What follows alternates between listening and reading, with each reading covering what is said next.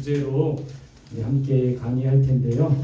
강의하신 우리 음호식 집사님, 우리 교수님으로 계시다가 은퇴를 하셨고, 은퇴 후에는 이제 대부분 은퇴하신 분들이 이제 안락하고 편안하게 살고 싶으신데, 이분은 은퇴 후에 선교 사역으로 또 하나님이 부르셨다는 그 확신을 갖고 준비하고 계십니다. 그래서 본인 스스로가 심부름꾼 선교사예요. 그래서 어디 선교지 어디서든지 가서 심부름하시는 선교 사역을 감당하겠다. 허드렛 일 하시면서 선교사님을 돕겠다, 이런 마음을 먹으셨는데, 오늘 귀한 시간, 뭐 유명한 선교사님, 뭐 선교 사역 잘하시는 선교사님도 귀하지만 또 우리에게 또 다가오는 또 선교, 또 우리와 같이 공감할 수 있는 선교에 대해서 함께 나눠주실 것 같아요. 그래서 음호식 집사님 함께 나오실 때 큰 박수로 한번 환영해주시기 바랍니다.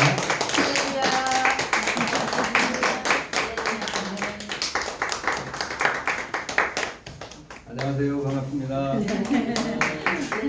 마이크 좀 올려.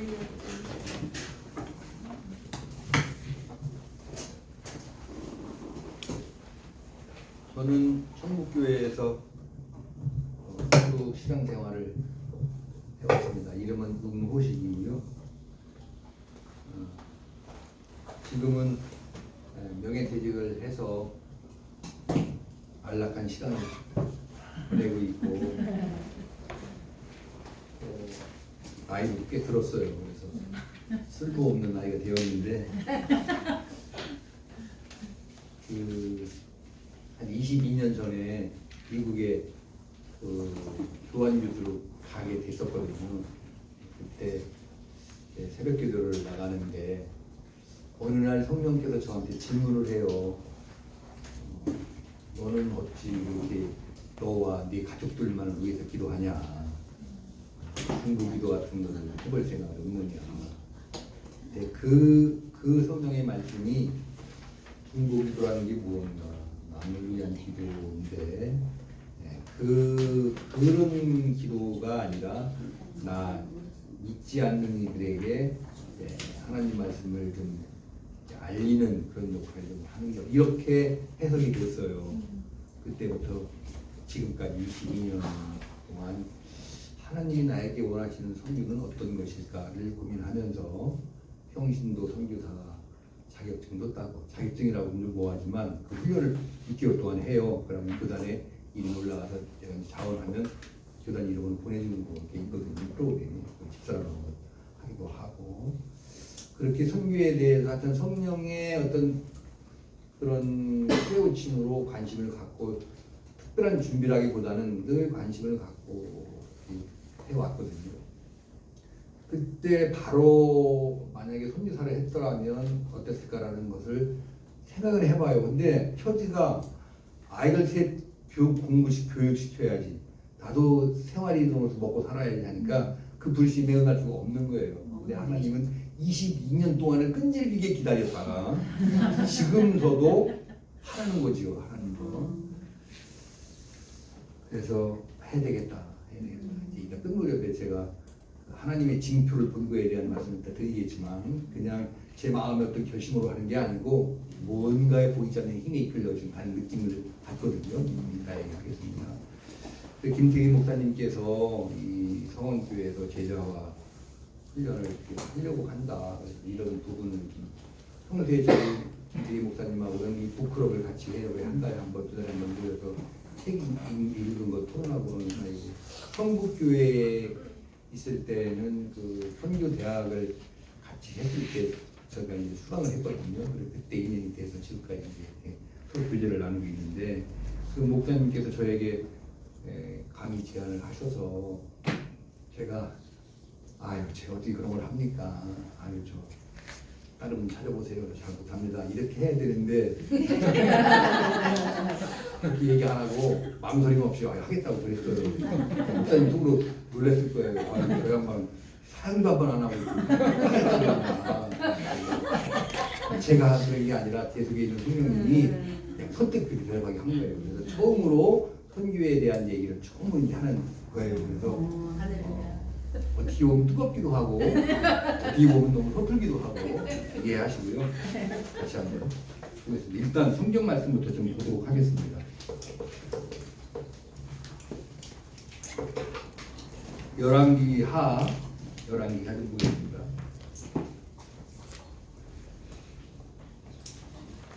(7장 9절) 열왕기하 7장 9절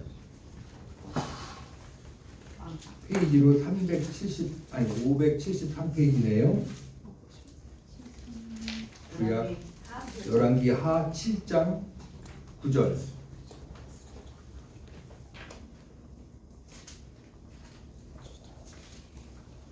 다 찾으셨나요?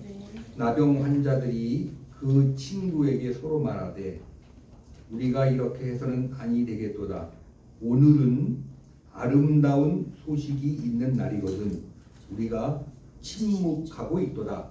만일 밝은 아침까지 기다리면 벌이 우리에게 미칠지니 이제 떠나 왕궁에 가서 알리자 하고. 오늘 저는 이 말씀을 읽을 때 강하게 이게 선교라는 것으로 가슴에 와닿았어요. 그러니까 선교하면 굉장히 어깨에 무거운 짐을 짊어지는 것처럼 느껴지거든요. 사명이라고 그러니까 선교하면 그건 사명이라고 받아들이잖아요. 근데 무거운 짐이야. 근데 여기서 이걸 읽을 때는 전혀 그런 게 아니야. 전혀 그런 게 아니고 너무 기뻐서, 너무 좋아서 빨리 가서 그 소식을 어떻게 하고 싶은 거예요? 알고 싶은 거예요. 근데 그거를 우리는 자꾸 어디서 그렇게 되는지 모르지만 제 생각에는 교회인 것 같아요. 자꾸 사명으로 얘기를 하니까 부담스러운 거예요. 근데 그렇지 않아. 너무 기뻐서 그 기쁨을 뭐 할 수 없어서 주체할 수 없어서 소식 전하는 거. 여기 뭐라고 하면 아름다운 소식이 있는 날인데 뭐 할 수 없다? 침묵할 수 없다. 이게 선교라고 저는 강해 왔어요. 그래서 이걸 본문으로 삼았거든요. 네, 아름다운 소식이라는 말은 기쁜 소식이고 굿뉴스, 복음 전하는 게 선교가 되는 거죠. 선교와 전도에 대한 얘기는 이미 앞에 강의에서 많이 하셨을 것 같아요. 전도에 대한 뜻이 무엇인지, 선교에 대한 뜻이 무엇인지 개략적으로만 보면 전도는 구원이 필요한 자에게, 그 본인에게 복음을 전하는 게 전도라고 한다면, 선교는 전도를 포함해서 뭐 섬기거나 또는 나누거나 또는 봉사와 같은 사회 참여를 같이 포함해서 선교라고 하지요. 그래서 우리 선교지에 가보면 그 봉사하고 섬기고 자립할 수 있도록 어떤 사업을 벌이기도 하고 이런 게 다 뭐에 들어가요? 선교에 들어가는 거죠. 네. 선교는 전도보다는 더 넓은 의미의 전도다 이렇게 생각하시면 되고요. 그러면 우리가 왜 선교를 해야 되는가를 얘기한 것이 성경에 나온 게 있어요. 그걸 한번 잠깐 살펴보도록 하겠습니다. 마태복음 28장 19절. 마태복음 28장 19절.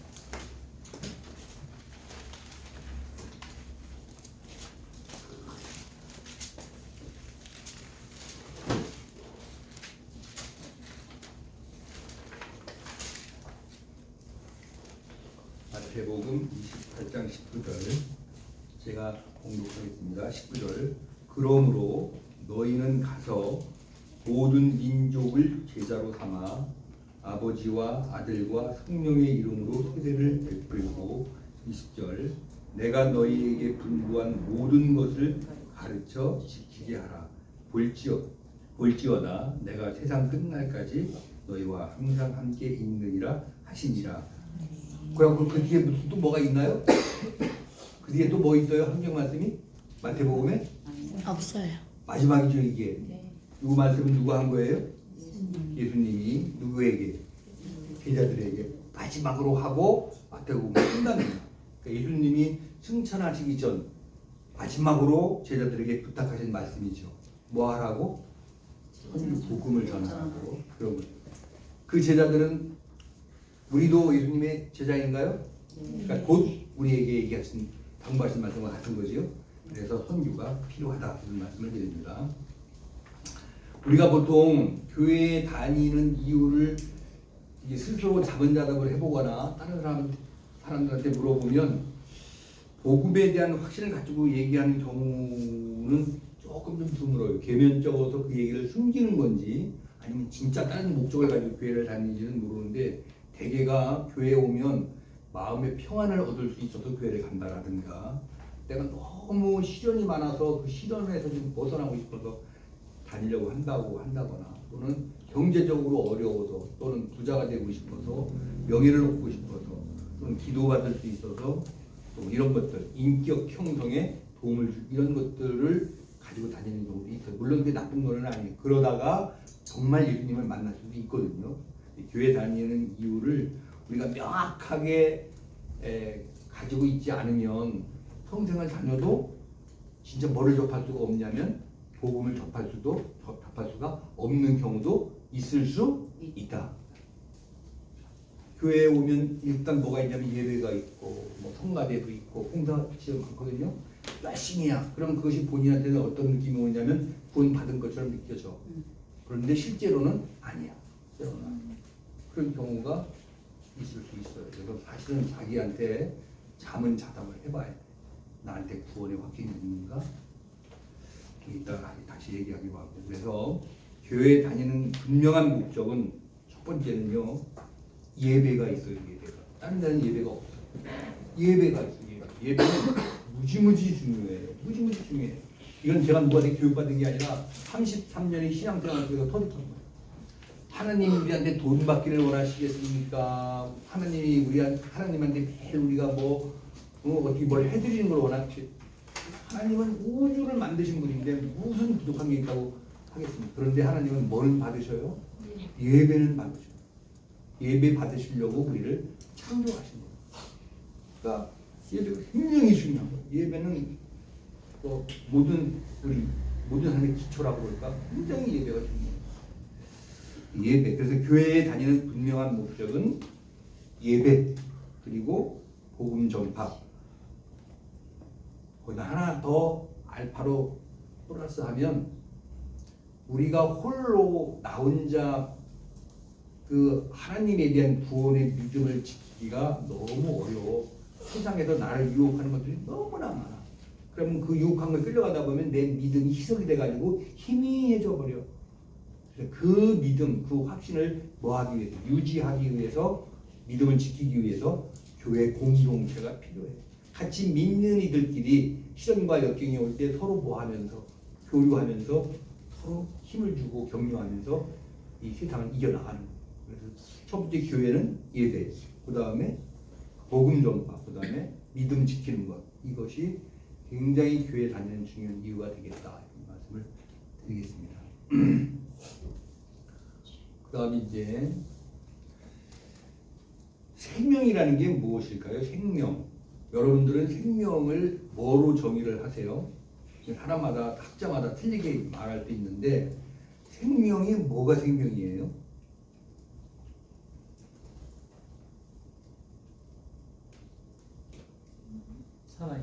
살아있는 거. 살아있다는 것은 뭐가 증거가 되죠? 이거는 생명은 아니야, 그죠? 생명은 살아있는 거예요. 뭐가 증명이 되죠? 생명은 성경에 뭐 있는 자마다 찬양하라 그러죠. 호흡이 있는 자마다 찬양. 제가 심정병실을 했는데 호흡이 중요한 걸 그때 알았어요. 왜 성경책에 호흡이 있는 자마다 찬양하라는 말 했는지 중환자실에서 깨달았어요. 호흡이 그렇게 중요해요. 전신 마취를 하면 호흡기를 끼워서 여기까지 있거든요. 말을 못해 여기까지 들어가 있어가지고 그거 빼면 죽는데 호흡이 중요해요. 호흡이 끊어지면 지금 우리 실험해 볼 수 있어요. 이거 편하시고 5분만 있어봐요. 다시 시작하잖아. 근데 집에 안 놔둬요. 어떻게 해요? 땅속에 묻어야 돼. 박제하지 않아. 그렇게 호흡이 인간 되게 해주는 거거든요. 호흡이 끊어지면 집에 두지 않아. 절대 땅속에 갖다 묻어야지. 호흡이 있기 때문에 인간으로서의 의미가 있는 거죠. 호흡이 있어요. 근데 호흡은 누가 주셔요? 하나님이 주셔요. 그래서 성경에 호흡이 있는 자마다 찬양합니다. 그래서 저는 생명을 호흡이라고 정의를 해요. 저는 누가 저기한 게 아니고 또 맞는지 틀리는지도 모르지만 생명은 호흡이다. 호흡. 하나님이 창조하신 거죠. 우리가 사막을 걸을 때 가장 필요한 게 뭘까요? 물. 근데 물이 더 지금 제가 여기다가 물하고 금 이렇게 갖다 놓으면 어느 거 가지실래요? 금 같잖아. 근데 금은 생명하고 관계가 있어 없어? 없어요. 우리는 사실 기본이 가장 본질이 아닌 거에 목숨 걸고 있어. 우리 진짜 생명의 본질은 물이에요. 물이 있어야지 돼. 근데 본질이 아닌 흠을 더 소중히 여긴단 말이죠. 거기서부터 뭐가 얽히느냐면 신앙이 얽히고 내 인생에 대한 인생관이 막 이렇게 뒤죽박죽 되는 거죠. 그걸 확실하게 알고 있어야 돼. 아, 생명이라는 것은 굉장히 소중한 건데 생명을 잃으면 다 아무 의미가 없는 거잖아요. 그 생명에 필요한 건 물이지 금덩어리가 아니란 말이죠. 가끔씩 제가요 그 집에 이제 텃밭이 있어서 이것저것 작물들을 좀 심어요. 호박 같은 걸 심으면 호박씨 하나 심으면 뭐 거기도 호박을 몇 개를 따먹는지 몰라요. 많이 따먹거든요. 호박씨를 심을 때 호박씨는 이만한데 야 거기에서 어떻게 생명이 나오는 걸까? 너무 이거 야 어떻게 생명이 나오는 걸까? 그때 뭐를 보냐면 하나님을 만나요. 하나님. 그런 시간이 우리가 좀 필요해. 그런 시간이 필요해. 사람의 머리가 얼마나 좋은지 우주선을 만들어서 달나라도 가고 화성에 우주선도 보내잖아요. 나는 아무리 지금 내 머리로 이해하려고 해도 어떻게 저 위에 공중으로 비행기가 날아다니는 건 좀 이해가 되겠는데 저 다른 별까지 어떻게 갔다 올까 길도 없는데 그런 생각이 들거든요. 그게 사람이 어떻게 똑똑하고 참 지혜로워.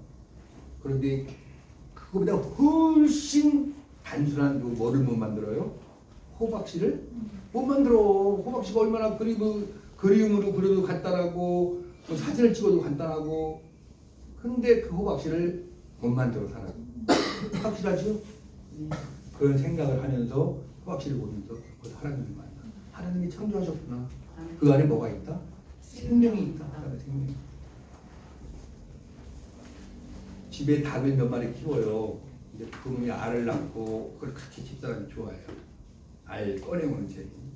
요즘에 그 알이 닭이 품어가지고 병아리가 3마리가 태어났어요. 근데 우리 늘 계란 후라이 해먹잖아요. 아니요.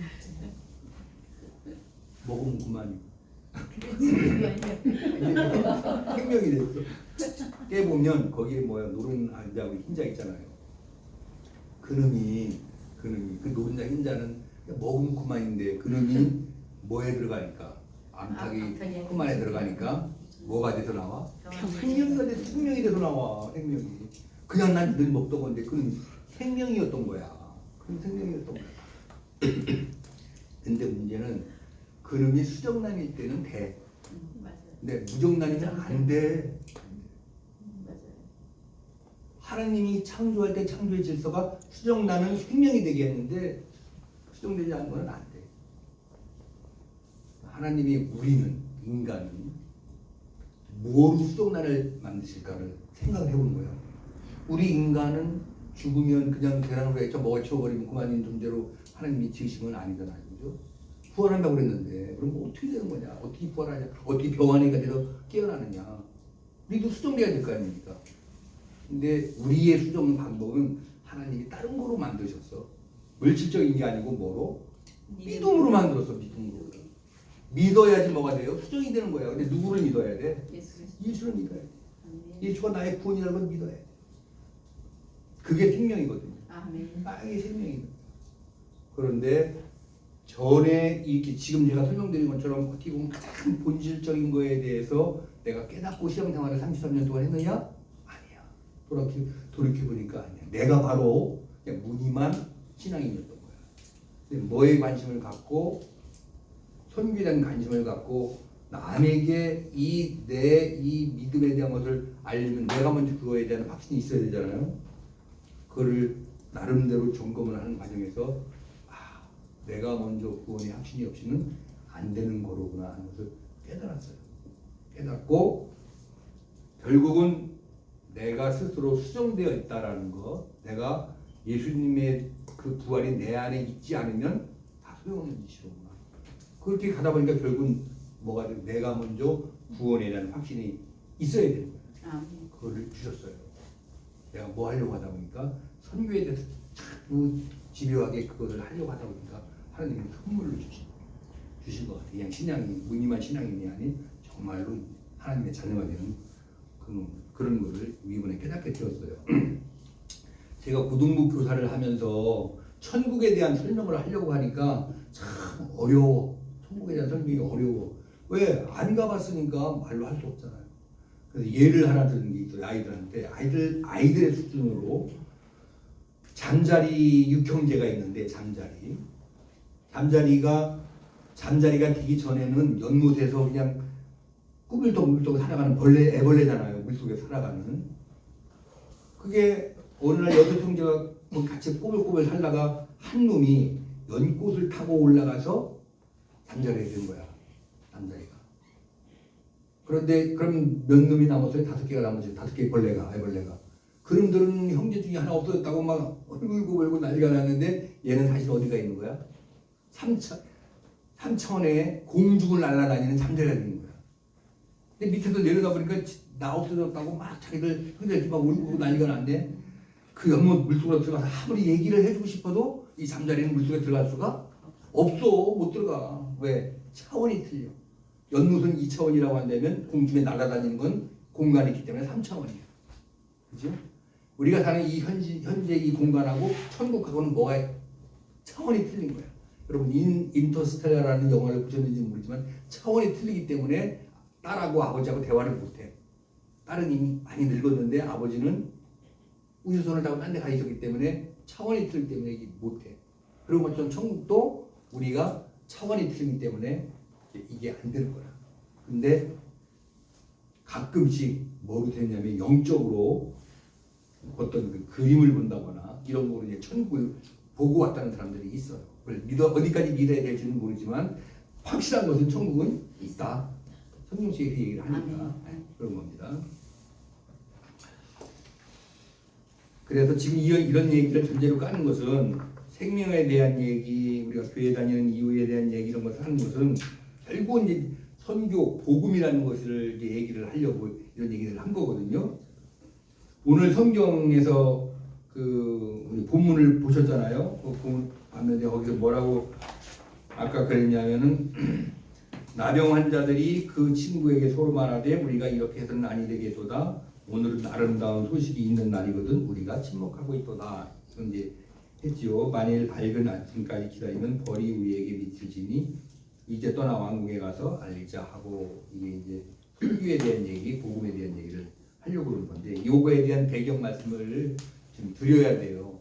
뭐냐면 아람의 벤하닷이라고 하는 왕이 이스라엘의 사마리아 성을 이렇게 에워쌌어요. 그러니까 누가 들어가지도 나가지도 못하는 거야. 그러니까 사마리아 성 안에 있는 그 이스라엘 백성들이 다 굶어 죽고 가는 거야. 나중에 어느 지경까지 갔냐면은 서로 자기 자녀들 잡아먹는 거야. 오늘은 내 자녀 끓여서 잡아먹고 내일은 네 자녀 잡아먹고 이런 거야. 그러니까 처참하죠. 상상만 해도 자식을 잡아먹는 거니 뭐 그런 적이에요. 그런데 이때 이 시대에 활동하던 선지자가 누구냐면 엘리사예요. 엘리사가 어떤 예언을 하냐면 내일 이맘때쯤 되면 보리를 살 수 있고 또 밀가루를 살 수 있다 이런 얘기를 해요. 우리가 물건을 살 수 있다는 얘기는 뭐 해야 살 수 있는 거야? 풍족해야 살 수 있는 거야. 그래야 장이 나오지. 근데 지금 먹을 것도 없는데 어떻게 이걸 사고 팔 수 있어요? 내가 우선 먹어야 되는데. 그러니까 그런 일은 있을 수 없어. 지금 사마리아 성은 아람 군대에 둘러싸여 있고 지금 당장 보리가 어디 있고 밀가루가 어디 있어. 사람 잡아먹는 적인데 엘리사가 무슨 예언을 하냐면 내일 이맘때는 보리도 살 수 있고 밀가루도 살 수 있대. 그러니까 그 왕의 군대 장관이 이스라엘 왕의 군대 장관이 하늘의 창문을 연들 그런 일을 하겠느냐?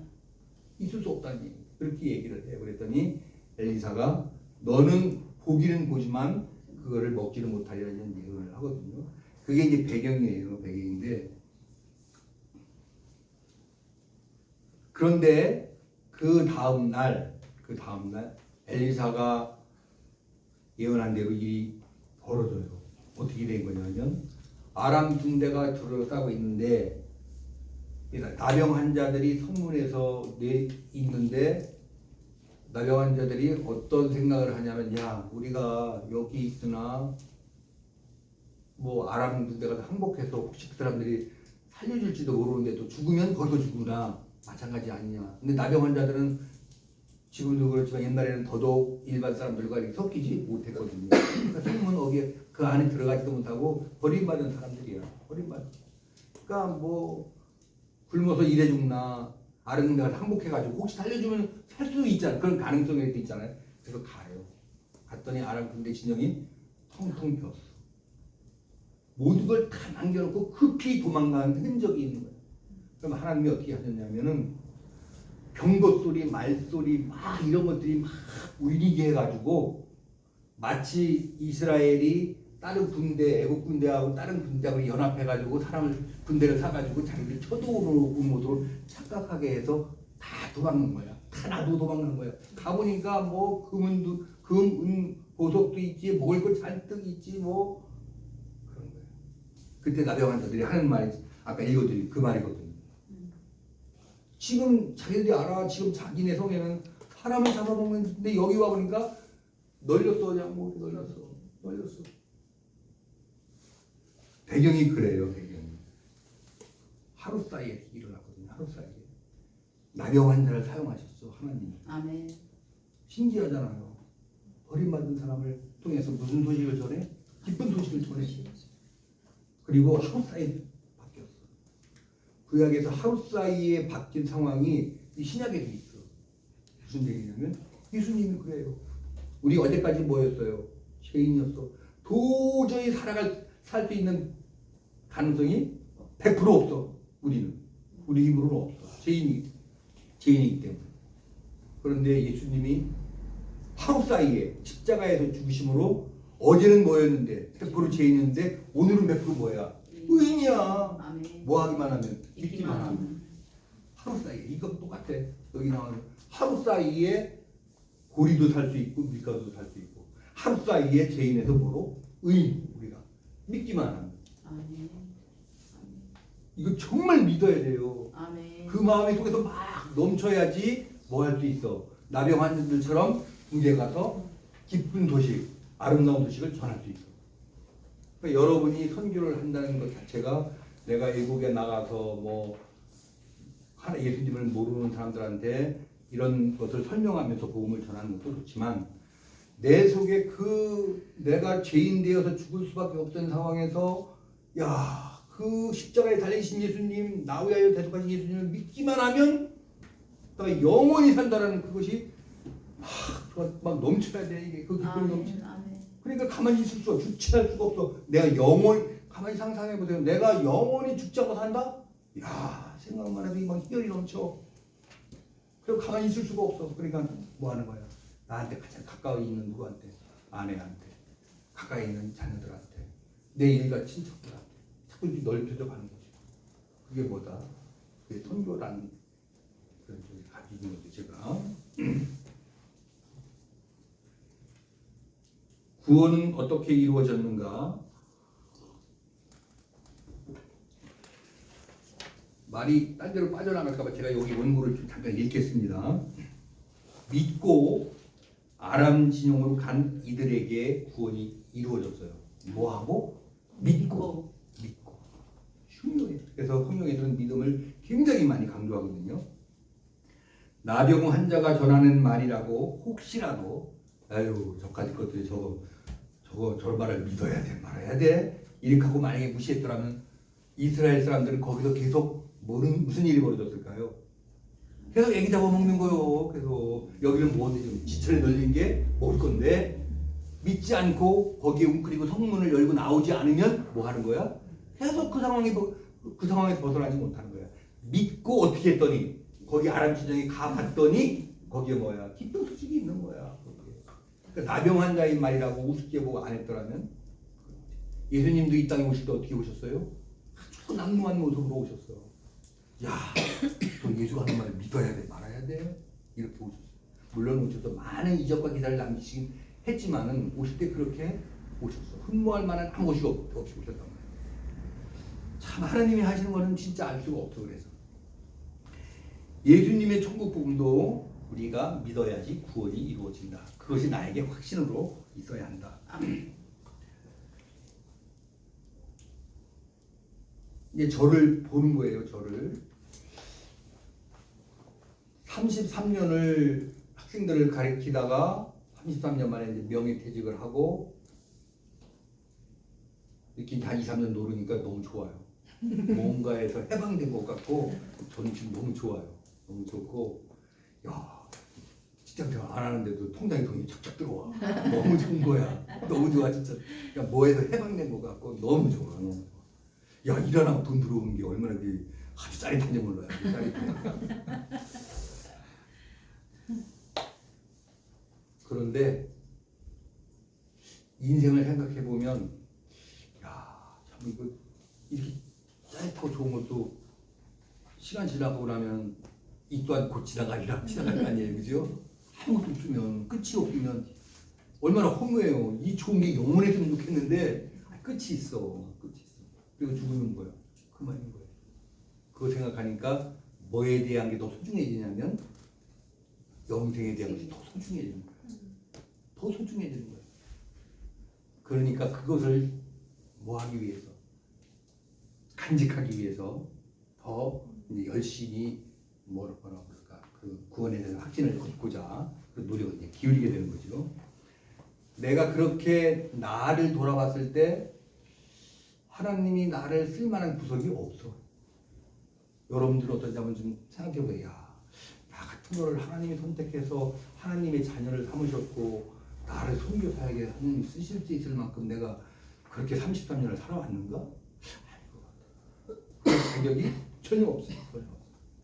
나병 환자가 기쁜 소식을 전할 만한 자격이 있었을까요? 근데 그런 기회가 왔어 그 사람한테. 아란지정에 가보니까 뭐 이 널린 게 뭐일 건데 그걸 하나님은 여러분이나 저나 나병 환자처럼 별 내 스스로 생각했을 때 쓸모없다고 생각했을 때 했는데 근데 나를 쓰신다는 거죠. 내가 나를 너무 과소평가해서 아니 나 같은 게 뭘 선교를 합니까? 라고 하는 게 아니라 주시면 해야지요 라는 것이 중요하다. 진짜 중요해요. 여러분들도 여러분이 살릴 자리에 뭔가 틀림없이 선교할 수 있는 뭐가 있을 거예요. 사실 관심을 다른 일에 바쁘다 보니까 관심을 좀 덜 가져서 그렇지 있다고요. 그런 것들 저는 이제 은퇴를 했기 때문에 또 자녀들도 다 커서 이제 자기 생활을 하기 때문에 이제 그거에만 전문하려고 하니까 그렇지. 여러분들이 삶의 자리에서 그런 것을 찾으면 있지 않겠나 이런 생각이 듭니다.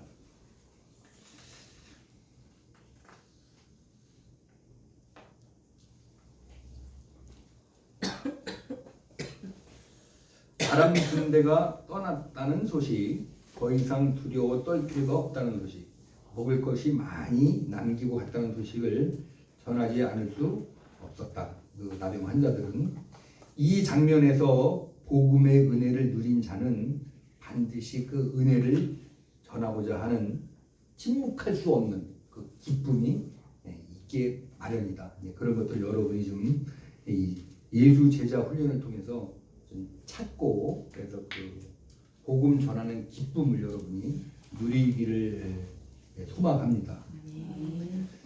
나의 선교와 전도의 삶에 대한 말씀을 조금만 하고 마치도록 하겠습니다.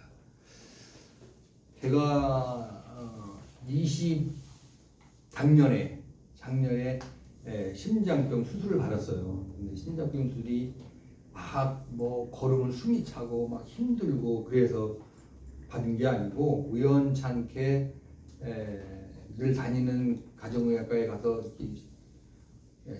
검진을 받았는데 심장 소리가 좀 이상하대요. 수도관 막힌 것처럼 그룹그룹한데 그래서 저한테 들어보라고 그 청진기를 저한테 이렇게 한번 들어보래요. 그랬더니 안 좋아요. 듣기가 정말 거북해. 그래서 충대병원에 가서 이제 심장 초음파를 했더니 승모판 역류증이라는 진단을 받았어요. 뭐냐면 좌심방에서 자신실로 흘러가는데 판막이 있거든요. 그 판막이 정상적으로 흘러가는데 흘러간 뒤에는 판막이 딱 막혀가지고 거꾸로 흘러가지 말아야 돼. 근데 이게 덜 다치는 거야. 덜 다쳐가지고 피가 거꾸로 가는 거예요. 거꾸로 가니까 이쪽에서 들어오는 피하고 거꾸로 가는 피하고 하니까 자신 방에 있는 이게 커지는 거라. 이게 커져. 이게 커지면은 어떤 현상이 나타나냐면 신장이 근육이거든요. 짰다가 이렇게 해야 되잖아요. 신장이 짜줘야지 피가 나가서 온몸을 도니까. 근데 용수철을 이렇게 딱 잡아 당기면 어떻게 되죠? 다시 돌아가잖아요. 계속 잡아 당겼다 놓으면은 복원력이 떨어져서 안 들어가. 다시 안 돌아가는 거죠. 신장도 이게 계속 팽창이 되면 임계점을 넘어가면 그때부터 짜지지가 않는 거예요. 그게 언젠가는 올 거라는 거예요. 그러니까 수술을 하는 게 좋겠다라고 결론이 났어요. 그래서 수술을 받았어요. 수술을 받았는데 그 전에 2022년도에 이제 명예퇴직을 할 때쯤에서 제가 3일 금식에 들어갔어요. 네, 21년 12월 31일, 22년 1월 1, 1월 2 하면 3일이잖아요. 그죠? 31일, 1, 2 해서. 근데 2일째 되는 날 선교사로서의 삶을 살아가라고 하는 그 응답을 제가 이제 3일 금식 기도하면서 받습니다. 받고 1월 1일 날 받고는 저녁에 이제 잠들기 전에 아유 하나님이 지금 뭐 지금 징표 같은 거 뭐 좀 이렇게 좀 환상 같은 거라도 좀 보여주고 하면 내가 더 마음에 확신이 있을 텐데 이게 내가 내 의지로다가 응답받은 건지 진짜 하나님이 딱 해주면 이게 좀 의심스러운 거라. 그래서 지나가는 말로 나 혼자 웅얼거리는 거야. 아이고 하나님이 나한테 징표 좀 보여주지. 그랬었거든요. 그리고 이제 잤어. 하는데 보통 내가 4시 반이면 깨서 새벽 기도를 가거든요. 근데 그날 1월 2일 새벽에는 못 듣고 못 일어나고 그냥 잔 거예요. 새벽 기도를 못 가고. 깨니까 6시야. 아이고 새벽 기도 가서 새벽 기도를 못 가가지고 얼마나 그냥 마음이 저기 한지. 새벽 기도가 더 응답 좀 더 확실하게 받으려고 그랬는데. 근데 못한 거 어차피 이제 6시면 다 끝났는데 다 끝났을 것 같고 그래서 그냥 집에 베란다에서 그냥 무릎 꿇고 기도하자라고 하고는 베란다로 이렇게 앞에 갔어요. 이제 방송 듣고 기도하려고. 근데 그 우리 집이 앞에가 아무것도 막힌 게 없었다. 저 뷰가 좋아요. 앞에가 다 보여 그냥. 그 앞에서 불꽃이 막 타는 거예요. 다 마치 그 모세가 가시떨기나무에 불이 붙었는데 가시떨기나무가 그대로 있는 건 저는 가시떨기나무는 아니고 그냥 불이에요. 그냥 막 불이 확 타고 그러는데 한 10분을 봤는데도 그 모양 확 불이 막 타요. 사람도 없고 불은 타고 그걸 봤어요. 그걸 보고는 거기서 제가 무릎을 꿇고 제가 어제 그렇게 하소연을 했는데 하나님 이게 보여주는 이게 제가 말한 그 징표냐라고 하고 제가 그걸 받아들여요. 아 하나님이 나한테 확실하게 준 거로구나. 말씀도 주셨는데 이 징표로 보여준 거구나. 불꽃을 봤으니까 그게 안 꺼져. 그게 안 꺼지고 계속 타는 거야. 수그러들지도 않고 그렇다고 막 그 안에 불꽃에 있는 뭐가 불똥이 막 나가든 그런 것도 없고 그냥 불꽃만 보이는 거야. 그리고는 그렇게 이제 선교사로 부름을 받았다고 확신을 하고 가겠다고 해요.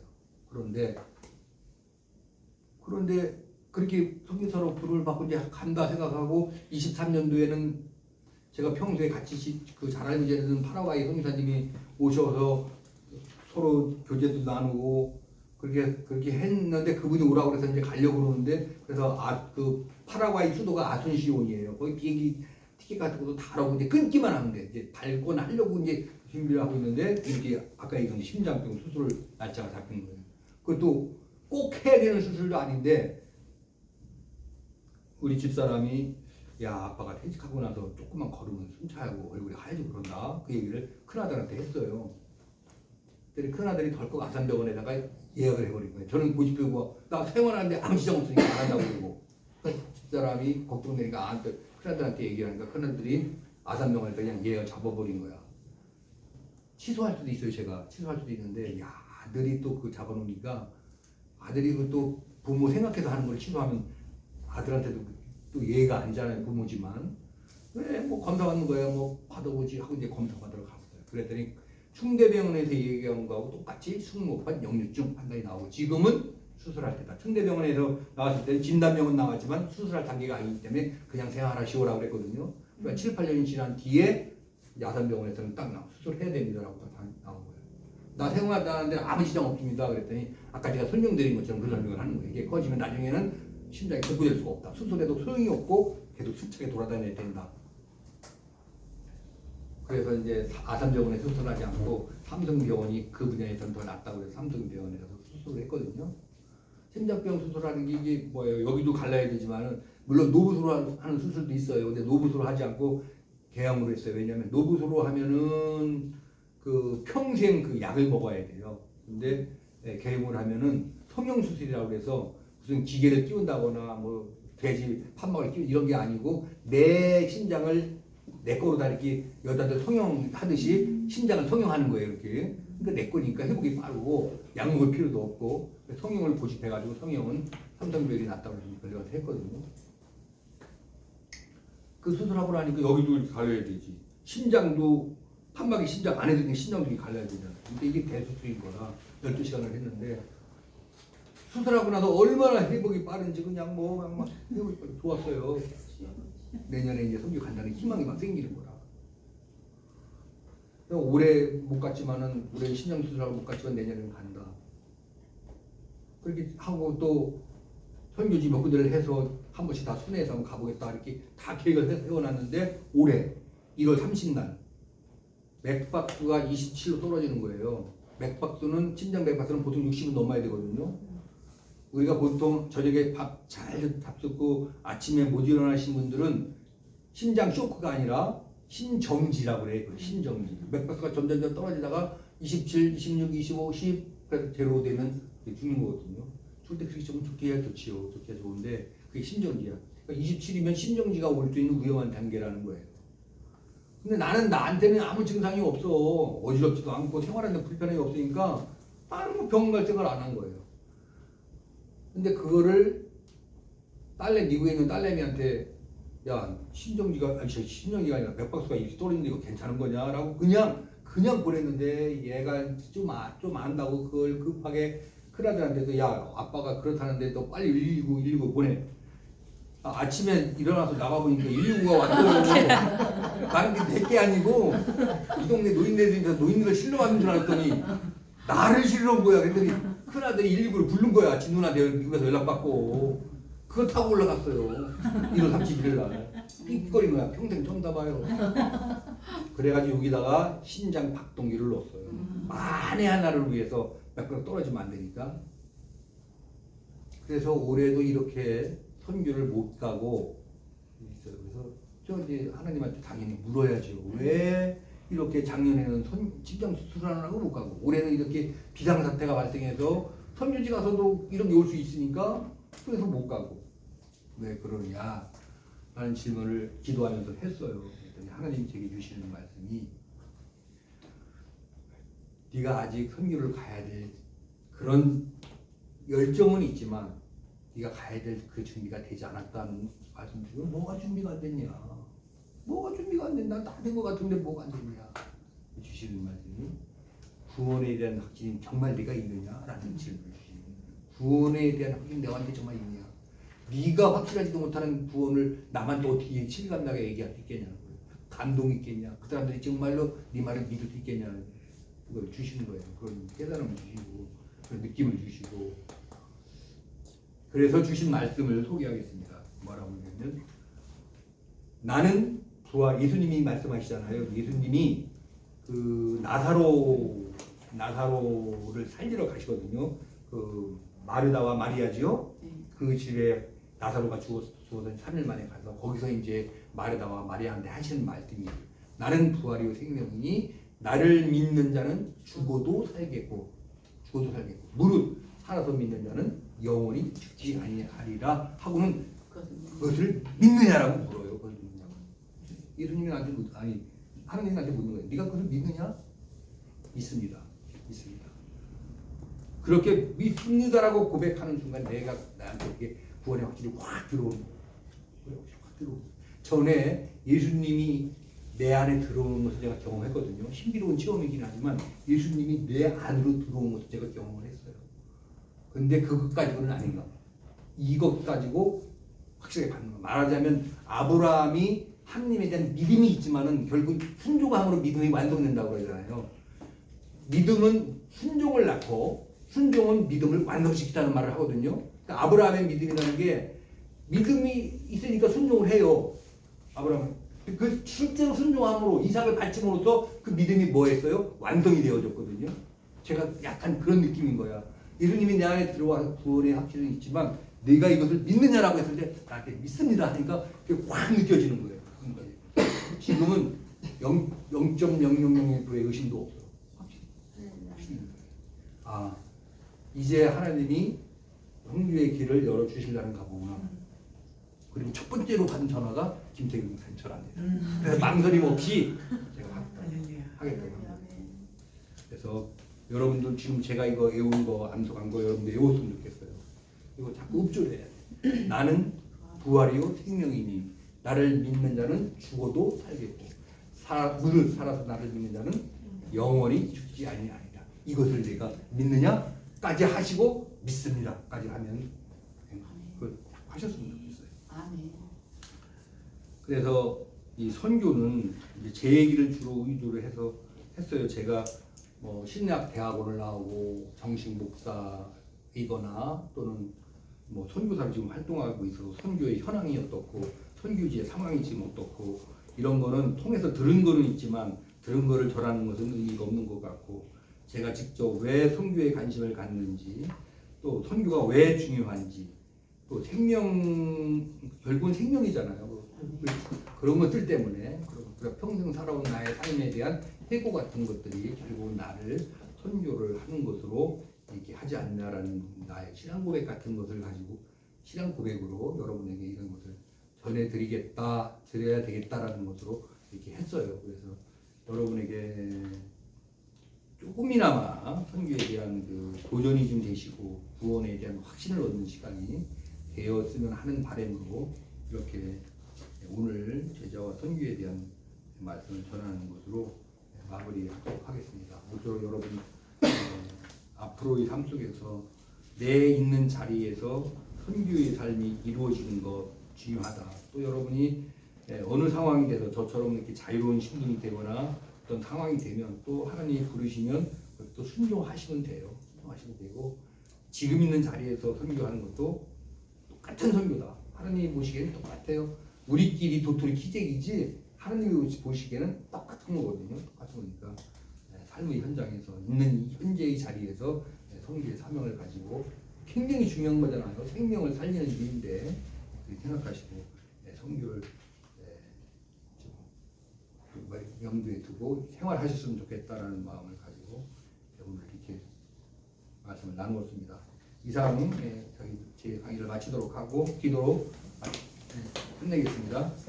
하나님 아버지, 우리에게 베푸신 은혜가 이렇게나 크고 놀라운데 오늘 우리는 침묵하고 있으니 이 나태한 마음을 용서하여 주시옵소서. 아멘. 이 땅에 보이신 아름다운 소식, 복음의 소식을 우리의 이웃에게 전하는 자가 되게 하시고 아멘. 입을 닫아 침묵하지 않도록 은혜를 베풀어 주시옵소서. 아멘. 저 죽어가는 영혼들을 향한 긍휼의 마음을 부릴 듯 일어나게 하시고 아멘. 수많은 사람들을 생명의 길로 이끄는 복된 인생들이 될 수 있도록 도와주시옵소서. 아멘. 예수님의 이름으로 기도드리옵나이다. 아멘.